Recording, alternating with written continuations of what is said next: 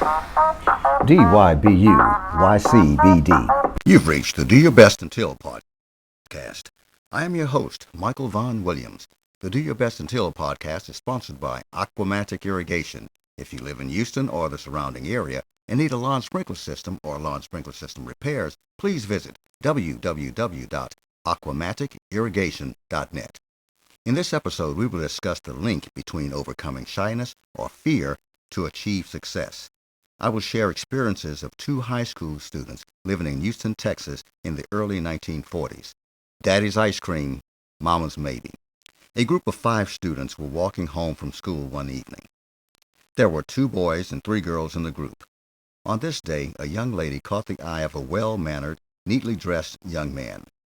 The young man decided to join the group and talk with some of the group members about some of the things going on at school just to break the ice. He knew some of them because they were his classmates. After walking a couple of blocks, he finally worked up enough courage to ask one of the boys, "Who is the girl ahead of us?" They said, "That's our cousin, Willie Bell Jones." He thought to himself, "Isn't that funny? Her name is Willie, too." The young man's name was Willie D. Williams. Willie D. became a regular in the group.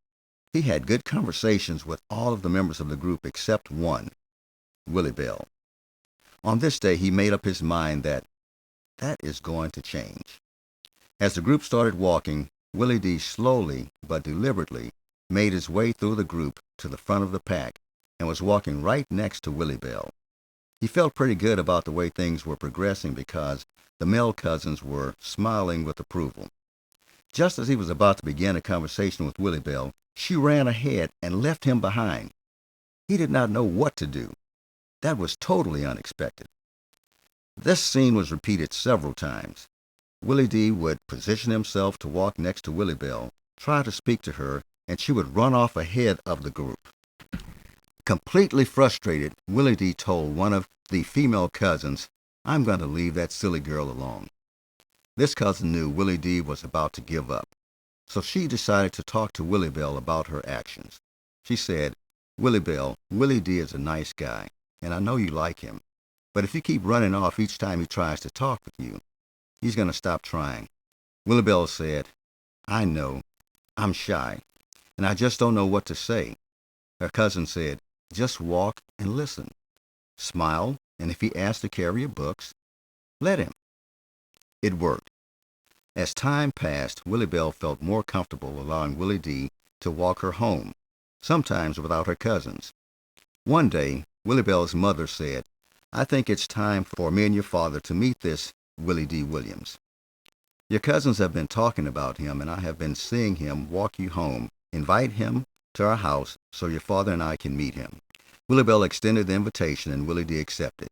He asked, "What is your favorite ice cream?" On the day Willie D. was scheduled to meet Willie Bell's parents, he made sure his shoes were shined, his slacks and shirt were clean and neatly pressed, and his hair was brushed. He also made sure to pick up some of Willie Bell's favorite ice cream, peaches and cream.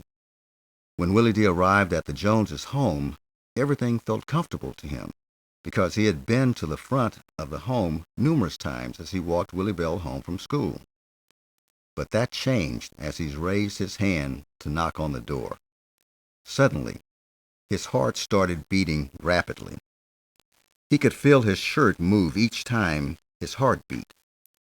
As he stood in front of the door, he took a deep breath, raised his hand, and knocked only twice. Before he could knock a third time, the door opened. It was as if someone was right there at the door waiting for him to knock. Years later, he found out that Mrs. Jones was standing at the front door before he knocked. She told him she watched him as he walked toward the front door and thought it was cute to see him work up enough courage to knock on the door.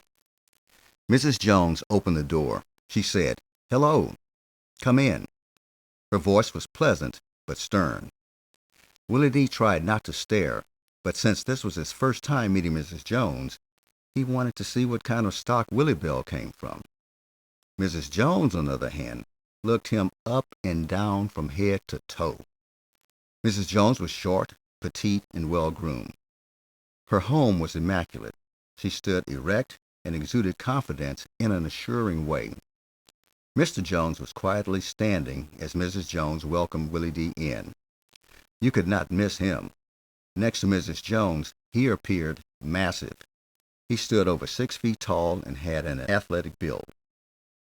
As Willie D. entered, he said, "Hello," removed his hat, and politely nodded to Mrs. Jones and extended his hand to greet Mr. Jones.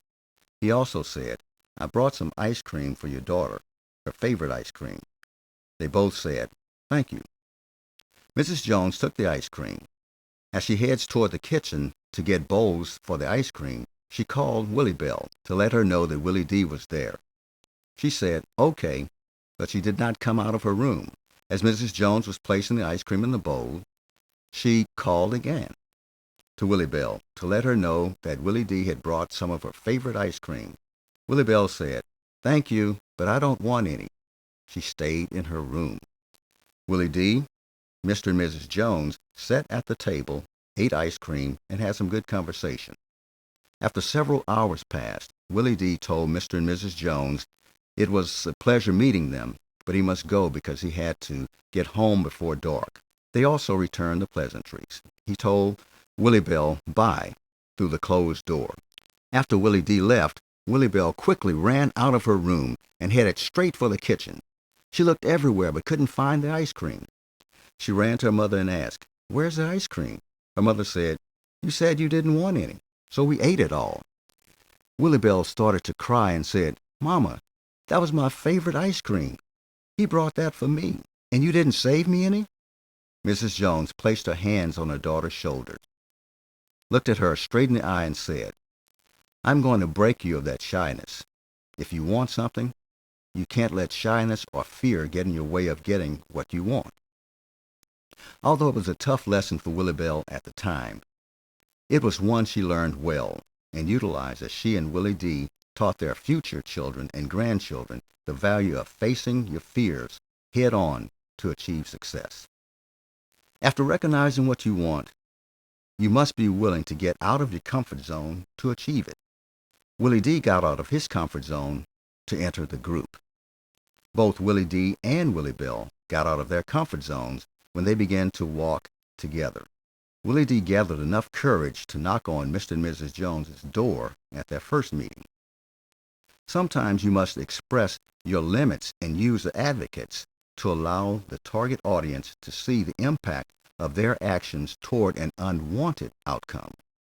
Willie D. expressed to Willie Bell's cousin that he was about ready to leave that silly girl alone if she continued to run each time he tried to talk to her. Sometimes opportunity may completely pass by if you do not seize the opportunity when presented. Willie Bell missed out on her favorite ice cream because she did not accept it when it was presented. It is important to take advantage of teaching opportunities when presented to effect positive change. Mrs. Jones utilized Willie Bell's missing out on her favorite ice cream to show her that her accepted shyness could hinder future positive achievements. My mother's experience showed me that goals and success can be achieved when we are willing to take an honest look at our fears and weaknesses. Once we have identified them, we can address them to develop our plan of action to achieve sweet success. Enjoy your life as you choose to do your best until you can do better. So, follow me on the Do Your Best Until podcast. I'm your host, Michael Vaughn Williams, signing off.